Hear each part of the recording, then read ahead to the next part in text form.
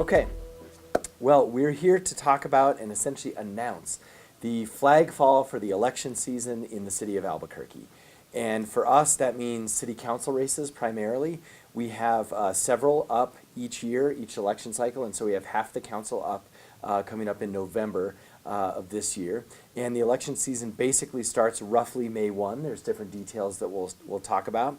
And there's also a number of things on the ballot this year due to some state law changes and other things.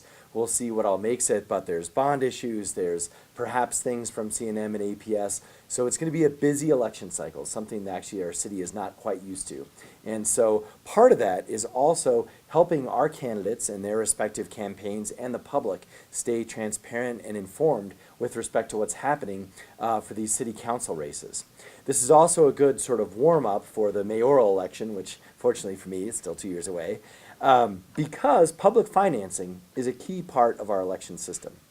And public financing is something that Albuquerque has. We are one of the larger, we are the largest entity in New Mexico that has public financing in the executive branch, and also one of the larger major cities that has it. And it's something that our city is very proud of. It's something we've been doing for a long time. But we found over the years that there's lots of improvement that is needed, and part of that is what we're going to share with you today, which is our cleancampaigns.org website to manage all this. And so basically as this program gets underway, our city clerk's office is going to announce the release of this pilot project that is going to allow candidates to collect their $5 qualifying contributions electronically. And so this is something that I wish I could have done when I used public financing. I was the only candidate to utilize that system in the last round of elections. But historically, many candidates, city council and mayor, have used it, especially city council. And so we think this will enable more people to use it going forward. It was one of kind of the legacy problems. Our public financing and $5 donation program predated technology of this nature. And so we're catching up here with a very cool system. So Lori Grimm is here with us from DTI, and she's going to explain a little bit of this. But next up, our city clerk, Katie Duhigg, is going to walk through some of these changes. Katie? Thank you, Mayor. You want a stool? Oh, it's gone. No, it's right here. Here, let me help you out. Again, comms team not here today, so we'll just Make me look a little taller. It'll be all right. Thank you, Mayor. The City Clerk's office has also taken some other steps to make the 2019 local election more accessible and transparent. Early this year, we had a public hearing, and from that, we've issued regulations for the election code and the open and ethical election code to assist candidates running for office.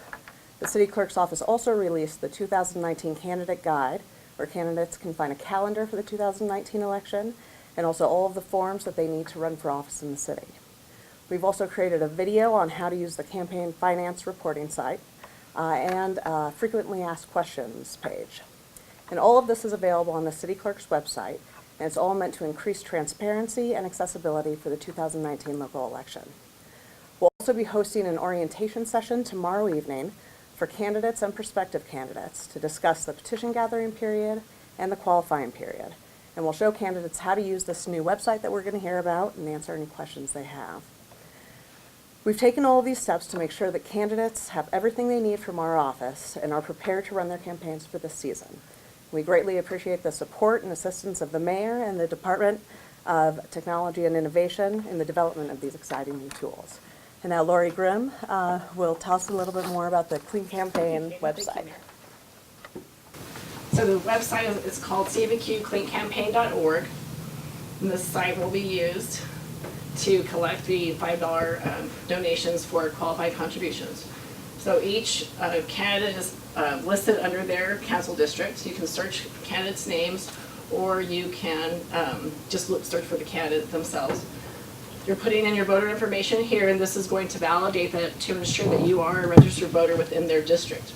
This information will be validated against the Secretary of State site automatically, and if you aren't in the district, you will not be allowed to contribute to that candidate.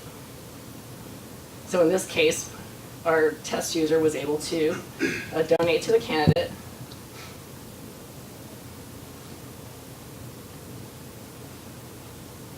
Here we're putting in our information to purchase the $5 contribution.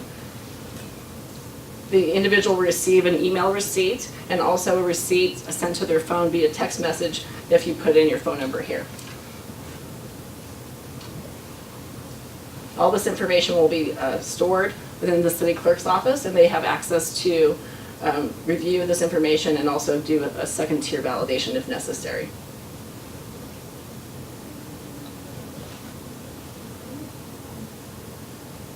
In this area, we're entering in the credit card information.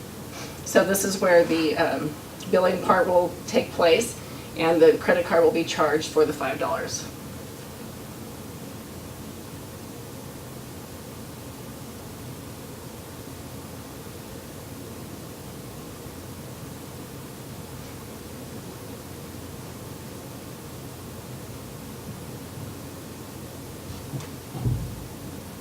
This is the last step of the process, and once we complete the order, the $5 will be deposited and available for the candidates to have information so that they know how many contributors they have and to meet the 1% threshold for their district.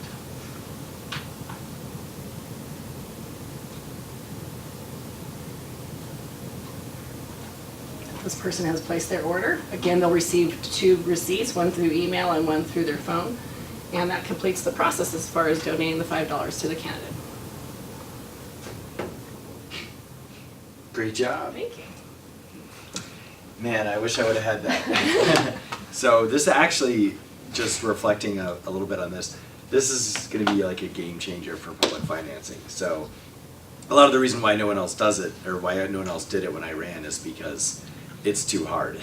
So this is going to make it a lot easier and bring a lot more folks into the process. So, all right, any questions?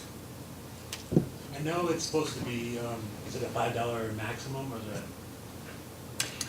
Yeah, so the way this works, remember, this is like you have to collect an X amount of $5 donations to then get public financing. And so they specifically have to be exactly 5. Right.